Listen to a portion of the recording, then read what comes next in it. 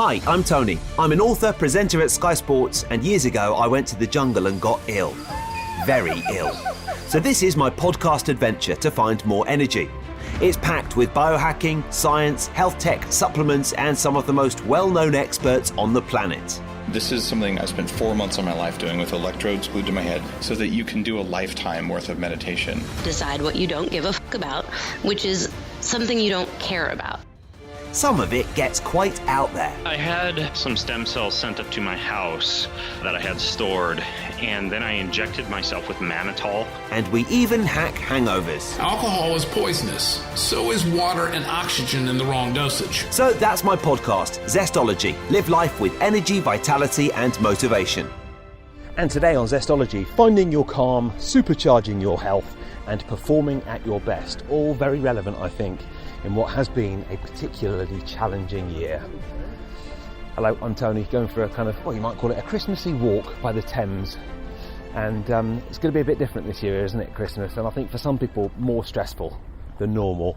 And certainly on Zestology this year, the themes, the kind of things that we look at, have been tweaked a little bit to reflect the extraordinary situation that we're in. You get the impression that there might be a light at the end of the tunnel for people, and I so hope that's true.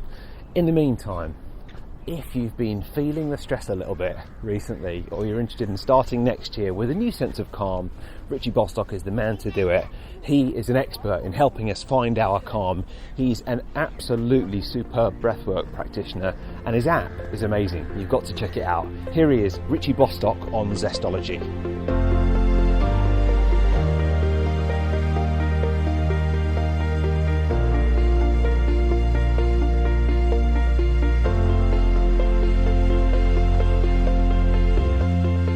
Richie, it is lovely to talk to you. Thank you for joining me on Zestology. How are you doing? Oh, I'm doing super well, thanks, Tony. It's a great pleasure to be here with you and to get to chat with you. Absolutely, really been looking forward to it. And what I'm hoping we're going to do is we're going to do a little bit of breath work at some point. But I wanted to ask you first, how did you get into all this? Yeah, well, it's a bit of a funny story. There isn't necessarily a university degree for teaching people how to breathe. I originally started my professional career in management consulting, so your pretty standard kind of 9-to-5 job. Well, actually, in those big firms, it's kind of like 9 till midnight jobs, and it was actually because of my dad that I came across breathwork. So years and years ago, he was diagnosed with multiple sclerosis, MS, which is an autoimmune disease. And I was looking for ways to be able to help him because, like a lot of autoimmune diseases, there's no magic pill that you can take or, course of antibiotics and it goes away. It's often something that people deal with for a lifetime. And so I was searching for alternative therapies, lifestyle changes, dietary changes, just anything at all that might help him. And through my research, I came across this guy called Wim Hof, known as the Iceman. He's pretty popular these days. But for anyone who hasn't heard of the Iceman before, he's called the Iceman because he has I think, 20 plus world records all related to cold exposure. So things like swimming under ice for the longest distance. He nearly summited Everest just wearing shorts and hiking boots and nothing else. Just a absolutely incredible fellow. And a crazy fellow as well. Absolutely nuts in the best way possible. Yes, absolutely. And it was so I was listening to an interview with him, and he was talking about how he's created this method based off his own training and experience that he eventually called the Wim Hof Method. And it's this combination of breath work or breathing techniques and also cold exposure. So it could be as simple as taking a cold shower every day or jumping in the sea if you have a cold ocean close by, or even taking ice baths. And how it's great for everyone's health and well-being to do this practice, but specifically it seems to be really useful for people who have autoimmune problems. So that's how I got into it. I ended up traveling to Poland in the middle of winter, I spent a week in this little tiny village in the Czech-Polish border and learned the Wim Hof Method for a week, doing all the crazy stuff that Wim does, swimming in the ice lakes and climbing mountains in your shorts, minus 19 degrees out, and really just having the most incredible experience. But the cold stuff sounds amazing and kind of mind blowing. But for me, what really took my attention was the breathing, the breath work, and just how much of a powerful experience and how much you can really change or shift your state of being, the way that you're thinking, the way that you're feeling, just by breathing in certain ways.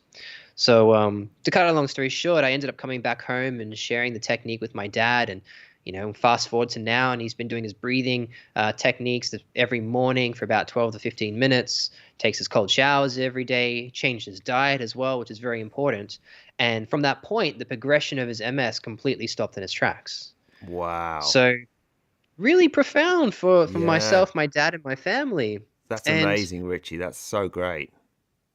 Yeah, and that was what really started my curiosity into breathwork, and I just started researching. Well, if breathwork can do that, and for myself, I continued with the practice even after that 1 week, and just was experiencing all these physical, mental, emotional shifts for myself. I just went, well, what else is there? And started researching on the internet, and it led me down a track of traveling all over the world for about 3.5 years, visiting various people who were doing things with the breath and just trying to understand and create a picture of what is possible just by breathing in certain ways. And as it turns out, a lot is possible. And here I am, and just really excited and passionate about sharing this work. Great. I mean, it's an interesting career progression in the politest possible way. You probably don't earn quite as much money as you did when you were a management consultant.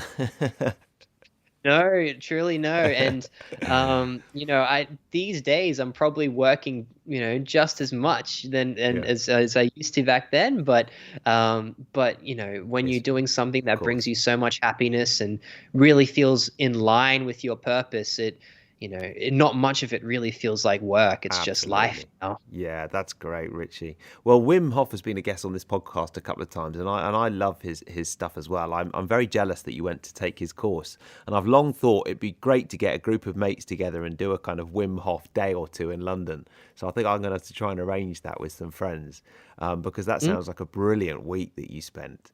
But in terms of what you do, how do you describe yourself as the breath guy, right?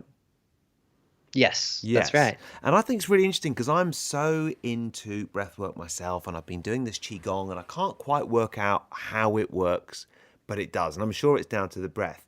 But I sometimes feel when I'm trying to explain it to other people, it's quite a tough sell because they're kind of thinking, well, I'm breathing now and I'm fine, aren't I? Do you find, how do you persuade people that it's all about the breath and that's what they need to focus on? Yeah, it's, I remember it was a little while ago, I was doing an interview, and the journalist said something like, isn't breathwork kind of just like selling ice to an Eskimo? And I was like, yeah, fair call. No, well, here's the thing, right? It's quite interesting, and the reaction is certainly mixed because, like you said, many people will just kind of say, I breathe anyway, so what's the big deal? Like, how much effect can it actually have? Yet, at some unconscious level, we have an understanding, even if we don't know it, that the breath makes a difference. It's even in our language. When something shocking happens or even something beautiful happens, we say, oh, it took my breath away. When somebody, maybe a friend of yours is having a hard time or maybe is scared, nervous, or panicking, and we always say, okay, it's all right, relax, just take a couple of deep breaths, So even without really knowing it, we already know that the breath has some form or some effect on us. And it's, obviously been something that's been known in ancient and especially Eastern cultures for the longest time, like you said, with your Qigong, and you can feel a difference and you feel like it's probably something to do with the breath. And really it's because the breath affects every single system and every single function in our body. It's the only function that we have that is 100% unconscious and happens by itself, but is also 100% under our control. So in that way, it's kind of like this pathway or this almost a control panel to what's called the autonomic nervous system, which is the nervous system that really controls and dictates everything that happens inside of us without us having to think about it. Whether it's your heart pumping, your food digesting, your hormones secreting, all these things are governed by that nervous system. And also, it's your breathing is governed by that nervous system. But we also can control our breath consciously. So we can use the breath to be able to affect how this nervous system is firing and what it's doing. And these cultures, whether it's qigong or pranayama, which is the yogic science of breath, these cultures and sciences have known how the effect, but not necessarily described it in that way. Yet now in modern science, we understand and can measure exactly what's happening in the body as you change your breath and use it in various ways. So, I describe breath work really as any time that you become aware of your breathing and then start to change it to create some sort of physical, mental, or emotional benefit for yourself. So it could be as simple as a 2-minute breathing technique to help you to relax when you feel stressed. It could be your 1-hour qigong practice. It could be 10 minutes of Wim Hof Method. Hell, even, one funny one that people don't realize that many of your listeners, I'm sure, are probably already doing is a sigh of relief. How often, you maybe have a long day and you come back home and you just kind of flop on the couch and you go, oh, okay, now I can relax. Yeah. I felt myself just doing it then. Well, interestingly, there's been research done around sighing to understand what is this reflex that happens and why does it happen and what does it do. And what they found is that it actually does act as a very real physical, mental, and emotional reset for the body. And you can actually do it on purpose and use it as a tool to be able to create that reset for you on demand. So a 2-second, sigh of relief, that's also breath work. So there's lots and lots of different ways to use the breath, and it's a really exciting category of work right now that is continuously evolving and expanding. Yeah. And I mean, it's just amazing what happened with your dad, isn't it? And how it's kind of turned your life around as well. Do you think this is an area that more and more people are getting interested in? Because I was doing a little bit of research on Amazon. You've just brought a book out just now, haven't you? Yes, yeah. Only about just over a month ago now, I released my first book, and it's called Exhale. Fantastic. Congratulations. Yes. It looks like it's doing really well. It's a beautiful looking book as well. And it's kind of bang on topic for Zestology too. Thank you so much. Yeah, I mean, it's my first book, and it's certainly a labor of love, that's for sure. It's a couple of years in the making, and once it comes out, you're just so happy that it's out. But then you also kind of have that sense of relief of, oh, thank God, it's out in the world. But you're so right, and especially at the time that we're chatting now, which is was still quite in the thick of this pandemic. Ironically, that has a lot to do with breathing. Breath work has really kind of become the tool of our time because of how simple and how accessible it is. I think a lot of people are now starting to focus much more on their mental health and their emotional health. And because we just live in such uncertain times that if you don't really focus on it, then you're probably going to struggle. And so people are turning to things like meditation, mindfulness practices, and just generally becoming more aware. And, those practices can be a bit tricky sometimes, though, because take meditation, for example. Majority of meditation practices, or your traditional ones, are, sit and observe and kind of use the mind to get a handle on the mind, which can be tough for some people and sometimes takes some practice and time in order to feel a benefit. Whereas with breath work, where you're actively using your breath, you're using the body to get a handle on the mind. And you don't need to be an experienced meditator or a yogi or a vegan. You can be absolutely anybody and just breathe in a certain way, use the formula, and you'll experience change within minutes. Well, that is a big promise, Richie, and I think we should enact that and see what we can find. Now, I know that some of the things you look at are reducing stress and anxiety, increasing energy levels, rejuvenating creativity, and tackling a hangover. Wow, I'm wondering what we should. Well, this podcast is about energy, so maybe we should think about energy, increasing energy levels. We're recording this mid-morning. I've had a kind of, well, I'm actually intermittent fasting, so I'm feeling full of energy. I've probably got a little bit of ketones swilling around in the blood, and I'm feeling okay. But I would love a bit more energy because I can always do with a bit more of that. Could we do? Are you able to describe something on a podcast without a video that we could do now to increase our energy levels? Of course, and this technique will go for about 40 seconds, and you will feel Great. something. Oh, terrific! Um, I'm excited already. So first thing I'll say, though, is a little safety announcement. So if you're listening to this and you're driving a car or operating any machinery, or even if you're in water, I would say pause now and or pull over or get out of the tub or anything like that, and only do this when you're in a safe place where you won't be disturbed and you don't really need to concentrate. Okay. Yeah. So this technique, it's in the book, actually. It's called Energizer Bunny. And I call it Energizer Bunny because the technique involves taking 3 short and sharp inhales through the nose quite quickly. And when people do that, before they're used to that motion, they kind of will wiggle their nose and twitch their nose around like a little bunny rabbit. So it's quite funny to watch for the first timers. You're lucky you're not on video right now, Tony. That's funny. I just did that almost unconsciously while you said that.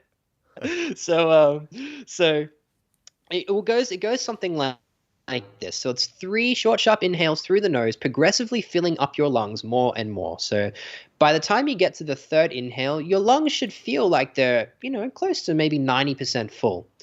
And then the exhale is just a relaxed sigh out through the mouth. So 3 short, sharp inhales through the nose, sigh out through the mouth. So I will demonstrate it, and you don't need to see it. You'll just hear it, and you'll kind of get an idea of what it's like. So it goes something like this.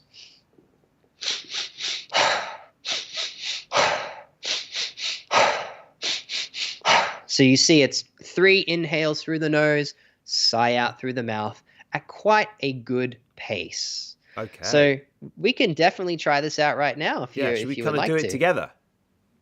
I will guide you through it. So Okay. I will set the pace, and I will kind of say some things as you are doing it. Yeah. Okay, and good. Yeah. same for everyone else. Yeah, great. So everybody, and so let's just remember 3 inhales through the nose, exhale out through the mouth.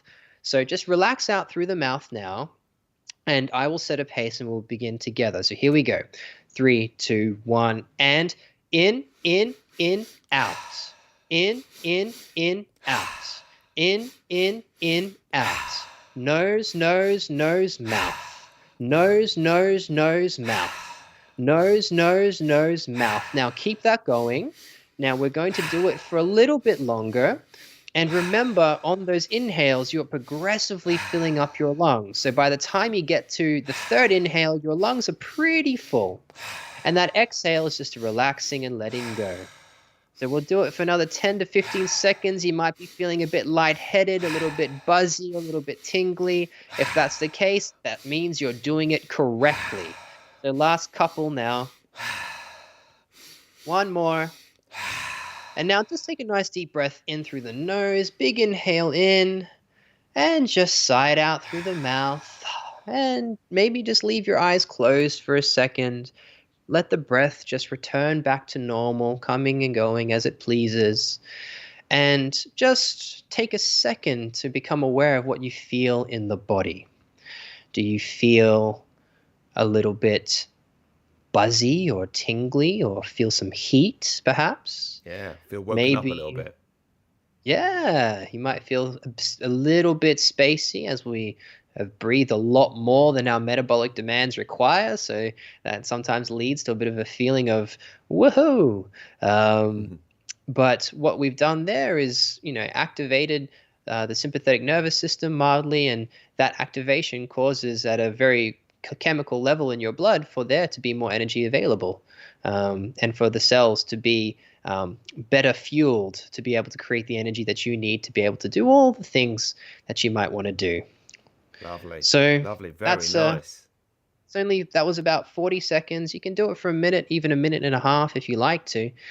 Just kind of go by your feeling. But yeah, that's a very easy and simple way to get that quick little pick me up. Yeah, I feel good. Mm. I do find when I do the qigong, especially if I do it outside, but even not, just the very act of breathing deeply is Mm. in itself very. I've always had very bad circulation, for example. I think it really helps with that. Is that something that you've observed on your travels? Hugely, because, well, I mean, and what's so interesting about the breath is how you can really look at it through multiple lenses. So we can look at it, let's say, from a qigong perspective. They will primarily look at the use of the breath as a way to bring in and move energy, so move qi. In yoga, they call it prana. Whereas in the West, where these ideas aren't necessarily as well accepted or understood, we will then look at things like the nervous system. We would look at the cardiovascular system and how, did you know that the way that you breathe affects the opening and closing, or the dilation and the constriction of your blood vessels? Right. So if you breathe in a certain way, you'll constrict your blood vessels more. If you breathe another way, you'll open them more. So for people who have circulation problems, understanding how that works and how to use exercises to increase the flexibility and the strength of your blood vessels is very, very useful. Yeah. But that act of slow, deep breathing, like you do in qigong, from a qigong perspective, is increasing the very life force that's in your body and moving it around your body, following your awareness and your movement. Whereas from a more Western physiological perspective, we know we're stimulating the vagus nerve, which is creating that rest and relaxation response and that regenerative process of your body. Balancing out the blood gas levels in your blood as well, and therefore, bringing your cardiovascular system back into alignment. So, the answer is probably that both these things are happening, right? Yeah. But it just depends what kind of resonates with you the most. Well, it's very interesting. I've always thought with the circulation, there's definitely an adrenal component to that. For instance, last night, very stressful night at Sky. I say stressful, but just like, I had to be super switched on. And there was, and you get back at kind of 10 o'clock after a night's work, and kind of immediately switching into getting ready for bed mode is quite tough. And my feet were really cold. And I've developed this weird practice this year that actually I can start to meditate, focus on the breath, and kind of meditate on, this is going to sound weird, but meditate on my feet warming up and my circulation improving, and I can make it improve through kind of thought and breath, which may sound weird and wonderful, but seems to work for me.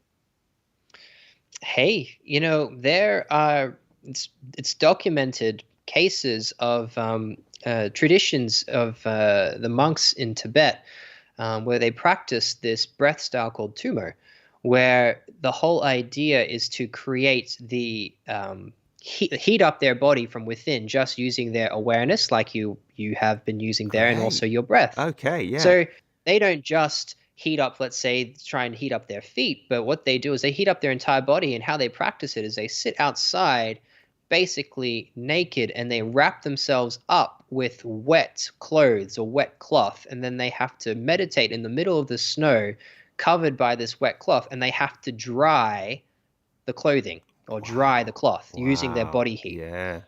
And that might, again, sounds, it's like something you'd hear out of a fantasy movie, but Yeah. it's documented fact. It's been videoed, it's been, understood. And so it's absolutely correct.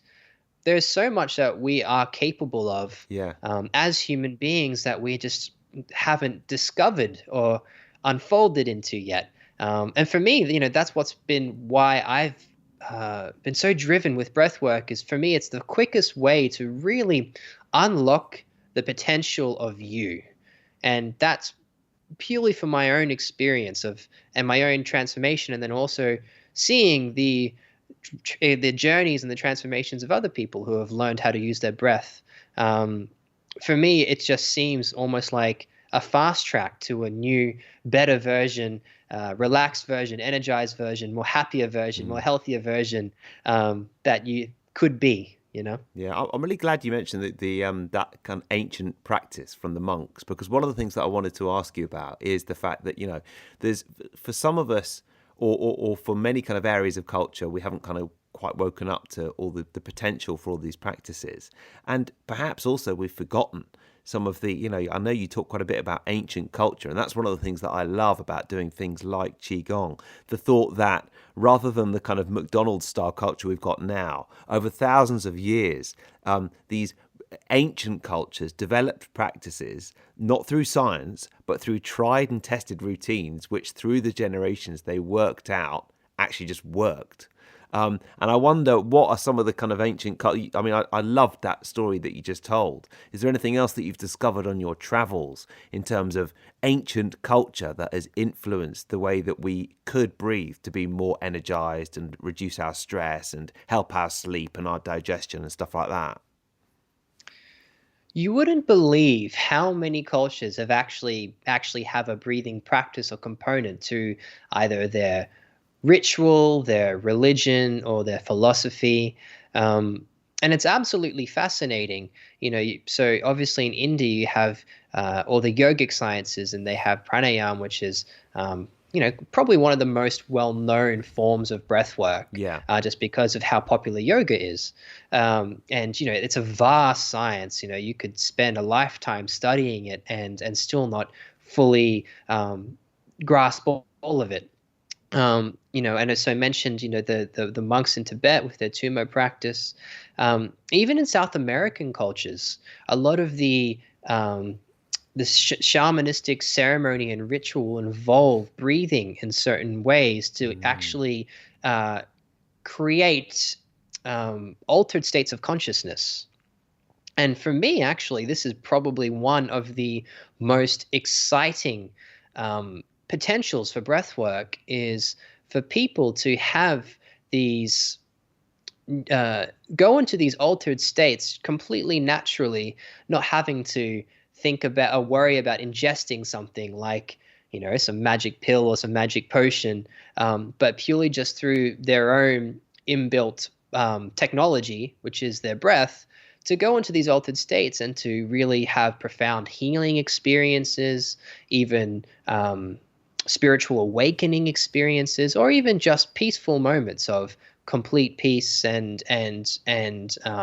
presence. Yeah. So that's something that I love to share. And really out of those cultures in the West, we see a lot of styles of breath work which we call integrative styles of breath work.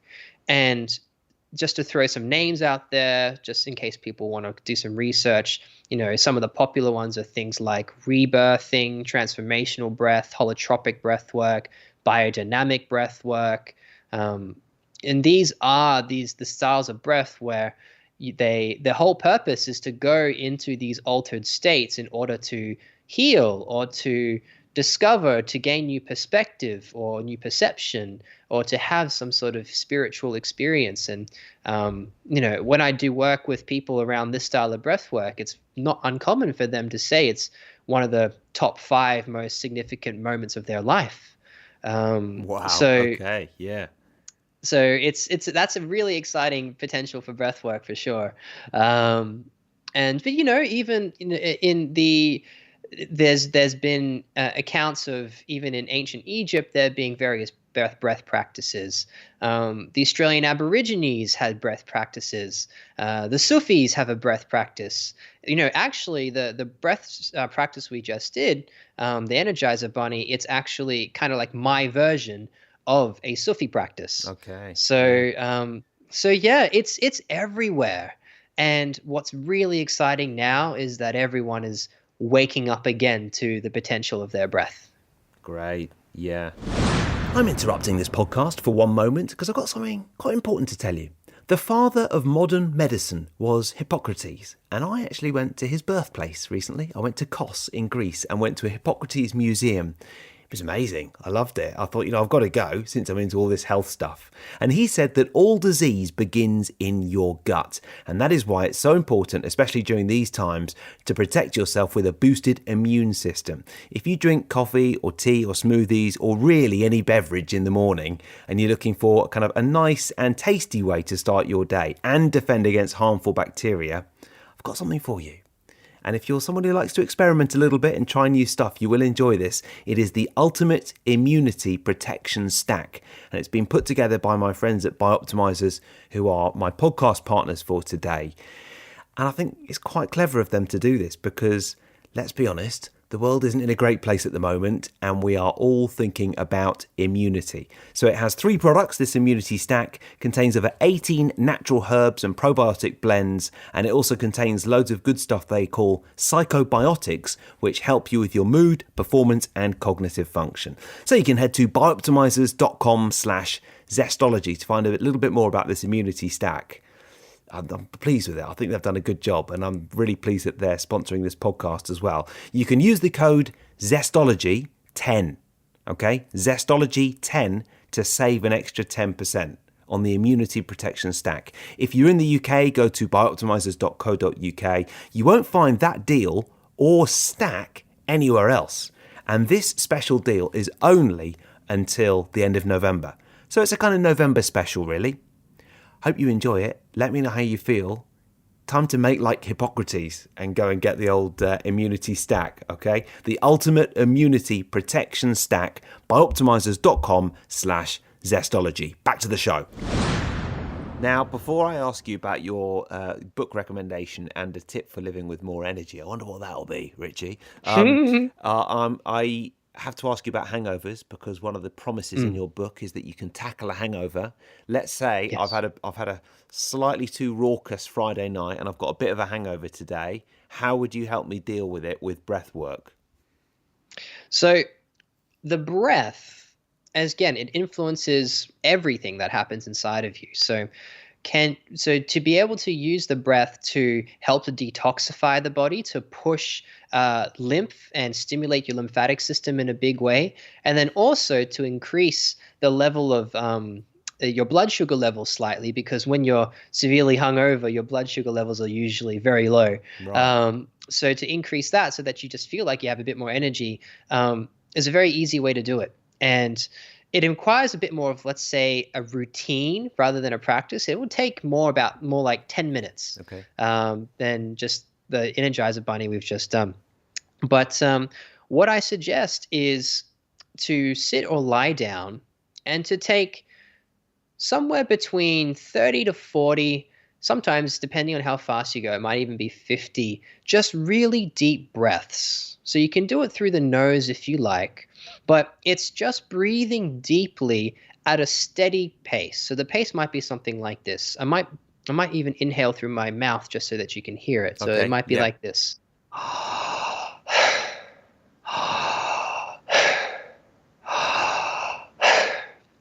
So it's quite a steady, fast pace, and you're taking nice, deep breaths. And what I really want you to focus on when you do that as well is to breathe into the belly. Because when you are breathing into the belly, and what that means is as you inhale, you feel an expansion through your belly, is that you are breathing in a way that we call diaphragmatic breath. And underneath the diaphragm is a huge collection and concentration of lymph nodes. So when you're breathing diaphragmatically, you're really stimulating your lymphatic system in a big way. So nice, big, deep breaths, let's say for a minute and a half, 2 minutes or so.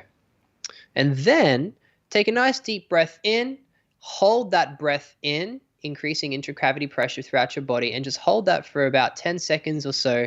And then really slowly just exhale out as slow as you can. And that will be varying in time for as many people as possible, for various people. And repeat that. So let's say that deep breathing for a minute and a half, 2 minutes, deep breath in, hold that in for 10 to 15 seconds, exhale as slowly as you can. Then repeat that little routine an extra 2 times. So 3 times all around. And it will take, about 10 minutes or so. But I tell you what, you will feel remarkably different by the end of that 10 minutes. Oh, great. I mean, I'm a proper lightweight these days, Richie, so I need this, a couple of drinks, and I really need this the next day. So thank you for that. I'll look forward to giving that a go. Good. Okay. Well, what is one book that you would recommend, and then one tip for living with more energy? The book I would recommend, and you can really try any of his books, he's more of an author I'd recommend, is this guy called Dr. Joe Dispenza.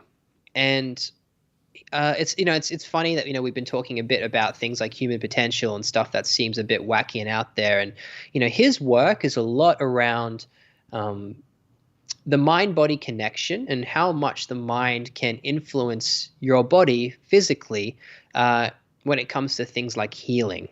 Now, I love his work. I've been to a few of his retreats and have really seen some incredible things happen in terms of people having almost spontaneous remissions of chronic disease and that kind of thing. So Dr. Joe Dispenza, his latest book is Becoming Supernatural, but I would probably recommend, if you're interested in his work, in starting with, I think it's Breaking the Habit of Being Yourself is a good place to start. He has 1,000,001 videos on YouTube, so you can just even check him out there. I've often listened to some of his work and watched a couple of videos, and it's all about the connection between the mind and the body, isn't it? It's very powerful. Very powerful, yeah. And what's cool about his work is that he's trying to bring as much science to it as possible. So he's trying to really understand what is going on when some of these almost miraculous healings can occur, and measure it and actually get the data. So he's doing great work. He's a really cool guy. Great. And living with energy. I mean, is it a cop-out if I say something about breathing, or should I say something else? No, that's what I expected, Richie. It's almost too obvious, though, isn't it? It is too obvious, but I tell you what, specifically, I think what would be interesting then, since it is likely to be about breathwork, is what do you do every day?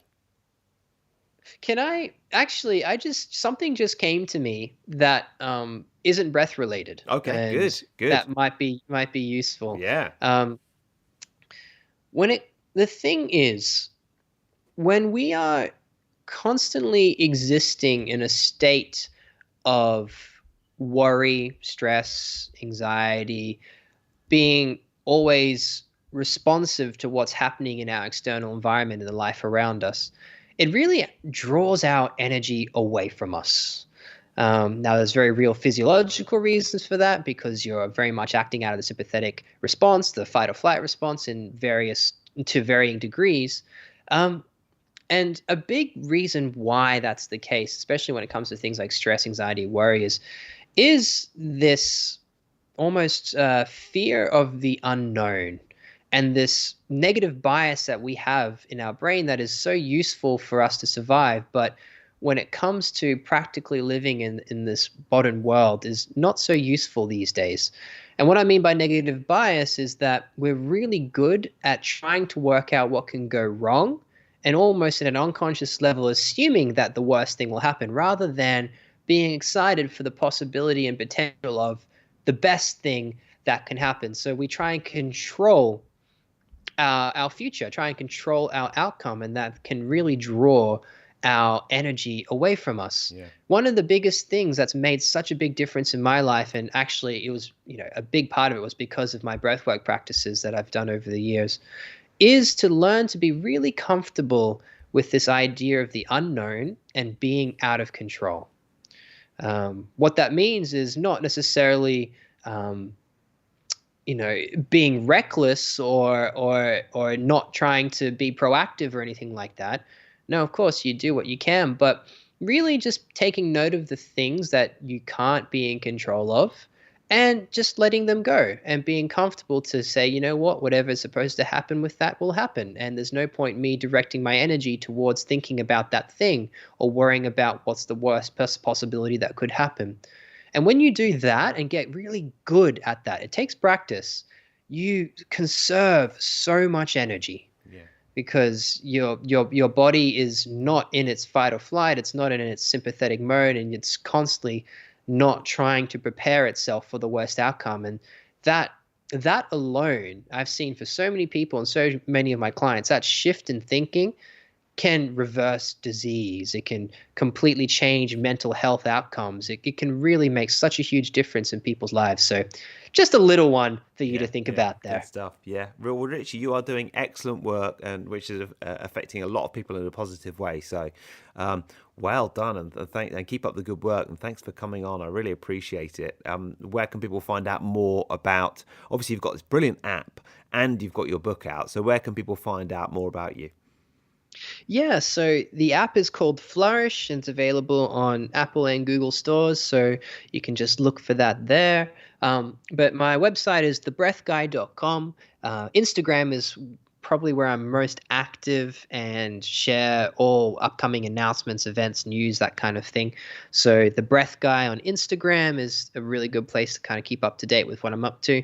And yeah, that's kind of it. The book's out, available in all good bookstores and online and Amazon and all that good stuff. And yeah, I just really hope that people in one way or another just start to develop some sort of relationship with their breath. And even just if there's one takeaway to kind of have from the last half an hour of chatting, is that the breath, or your breath, actually makes a difference. And then just start to be aware of what it does. Yeah.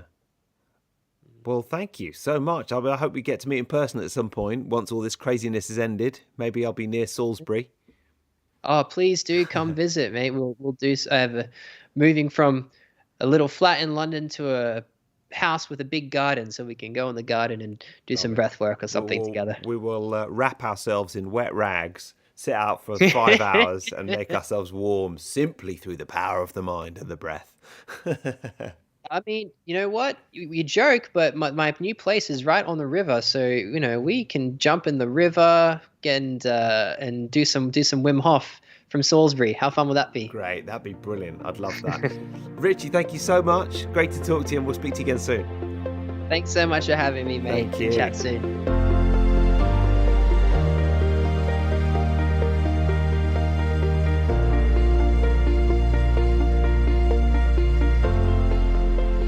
That's it for Richie. Thank you very much for listening. One of the things I particularly enjoyed in today's podcast was the story of the hyperventilating monks. I know I'm kind of paraphrasing a little bit, but just the ability to sit outside in freezing temperatures, it's quite cold right now down by the Thames here in London, and steam yourself up so hot is just amazing, and I love that, and I'm quite inspired by the power of the mind and what we can achieve like that. So yeah, I'm not going to go and sit down on the muddy banks of the Thames and try it myself, but I am inspired by it. A quick reminder that my podcast partner for December is Magnesium Breakthrough. I would love you to check these guys out. As you know, as I've been telling you today, according to the American Psychological Association, chronic stress is linked to the 6 leading causes of death. And I don't want to be too much of a Debbie Downer on things, but what if the stress was actually not the stress you thought it was, but linked to a nutritional deficiency?